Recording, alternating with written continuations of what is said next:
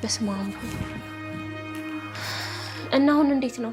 ለምን ወደ ቤት ይዘህ አልመጣክም ነበር? አይ ደህና ነው። እግሩን ነበር የተመታው፣ ታክሞ ወደ ቤት ሄዷል። ተመስገን።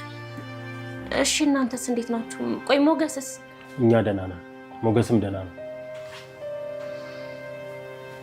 እነዚህ የተረገሙ እና ምንም ያገኛችሁት አዲስ ፍንጭ የለም ማለት ነው? አይ ምናልባት ብሩክ በህይወት ካለ ሊኖር የሚችለው እዛ ግቢ ውስጥ ነው።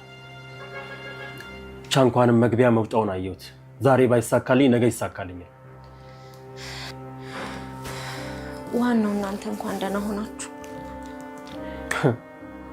ወይ ደህና መሆን ብሩክ ስምጥ ይግባ ማጥ ይግባ ሳይታወቅ የምን ደህና መሆን ነው? እኔማ ማታ በህልም የሆነ ነገር አይቼ ነበር። በህልምሽ ምን አይነት ህልም አየሽ? ስለ ጋሼ ማለቴ ስለ ብሩክ